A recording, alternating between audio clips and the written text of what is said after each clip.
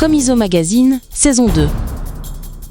Le Comiso, Comité d'Histoire Sociale de la Fédération CFTC Média Plus, propose son plateau débat pour recueillir le témoignage des militants et ne pas oublier.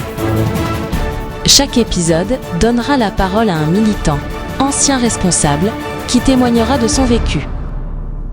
Bienvenue à toutes et tous pour la saison 2 du magazine du Comiso. Bonjour Thierry. Bonjour Guy. Saison 2, pourquoi ? La saison 1, on s'était concentré sur des anciens des secteurs des postes et télécoms. Maintenant, dans cette saison 2, nous allons ouvrir aux nouveaux secteurs qui ont rejoint notre fédération, à savoir les secteurs du numérique, bureau d'études, édition, librairie, papier-carton, et audiovisuel également. Voilà, donc nouvelle version, nouveaux intervenants. Nous avons aujourd'hui l'honneur de recevoir un invité, donc il s'agit de Selim Fares. Il habite où et il va nous parler de quoi ? Alors Selim Fares est un pilier de notre fédération au sein du secteur de l'audiovisuel. Il est actuellement retraité, mais il continue à nous aider sur un certain nombre de sujets. Il nous vient de l'audiovisuel public. Il a travaillé au sein de l'audiovisuel public, et notamment à FR3 à Toulouse, où il vit. Thierry, je vous propose de rejoindre Selim Fares en visio pour lui poser votre première question. Eh bien, bonjour Selim, merci d'avoir répondu à notre invitation. Eh bien, je vais te poser tout de suite la première question. Peux-tu nous exposer en quelques mots ton parcours et quel était le métier que tu exerçais ? J'ai d'abord travaillé aux actualités algériennes, ce qui est le pendant des actualités françaises et Gaumont Actualité, de 1964 à 1972.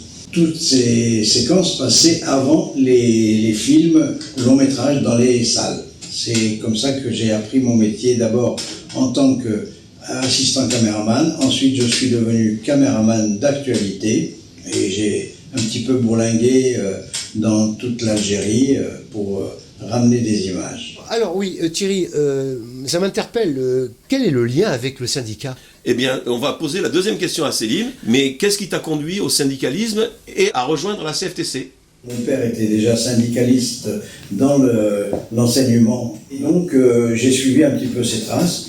Et donc, au début, quand je suis arrivé en 1972 en France, ma candidature a intéressé l'ORTF et on m'a demandé d'intégrer la station régionale de Lille. Et là, j'ai pas tout de suite adhéré au syndicalisme, j'ai plutôt fait en sorte pour me retrouver à regarder un petit peu comment se passaient les choses, parce qu'en Algérie, je n'étais pas syndiqué. Et donc j'ai regardé les choses et je suis allé vers le syndicat corporatiste qui est le SNJ, Syndicat National des Journalistes, cela sous, bien sûr, sur les conseils de Claude Laplot, qui était le délégué syndical du SNJ. Ce n'est que par la suite que j'ai demandé ma mutation vers Toulouse, et là j'ai retrouvé un ancien rédacteur en chef qui était passé dans le rang et qui s'est retrouvé à faire la rubrique agricole et qui me parlait de toutes ces allers-retours sur Paris pour justement défendre les choses qui étaient pendant cette période-là, des choses qui touchaient les salariés, à savoir la biqualification.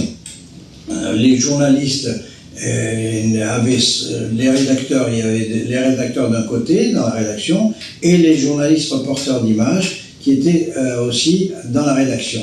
Et la direction de l'époque voulait absolument que les journalistes reporters d'images ou inversement les rédacteurs fassent de la prise de vue ou inversement du rédactionnel ou des interviews.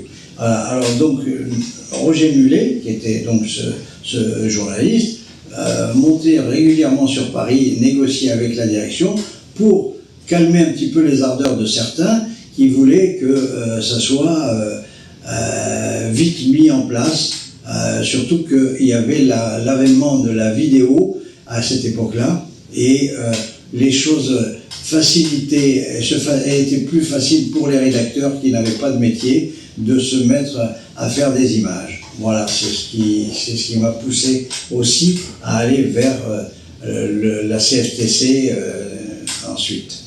Bon, Thierry, donc la question qu'on va poser à Selim Fares, pour nos téléspectateurs, ça apporte quoi de concret sur le terrain? Effectivement, Selim, est-ce que tu peux nous présenter les luttes et les combats les plus emblématiques que tu as pu mener à cette période? J'ai rejoint la CFTC en 1985, j'étais comme simple adhérent, mais petit à petit, les années ont passé, et petit à petit, j'ai fait en sorte pour militer un peu plus.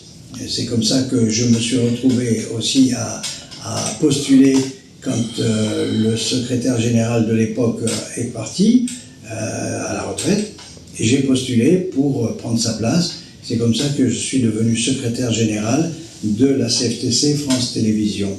Les directions de l'époque avaient tendance à toujours tirer vers le bas les augmentations salariales obligatoires, donc la NAO, ce qu'on appelle la NAO, la négociation annuelle obligatoire, avait toujours tendance à tirer vers le bas ces négociations, et nous étions là pour défendre l'ensemble des salariés que nous représentions. Donc l'USNA, c'est l'Union des syndicats nationaux de l'audiovisuel. C'était Marcel Caron qui était à TF1 et qui avait créé ce syndicat au sein de cette chaîne de télévision, qui nous a guidés tout au long de son parcours à lui aussi, et qui nous a permis de faire en sorte que nous soyons représentatifs dans les différentes chaînes du service public. Il faut savoir que Marcel Caron avait une aura importante au sein de TF1. La représentativité de l'USNA, CFTC, était de 65% régulièrement.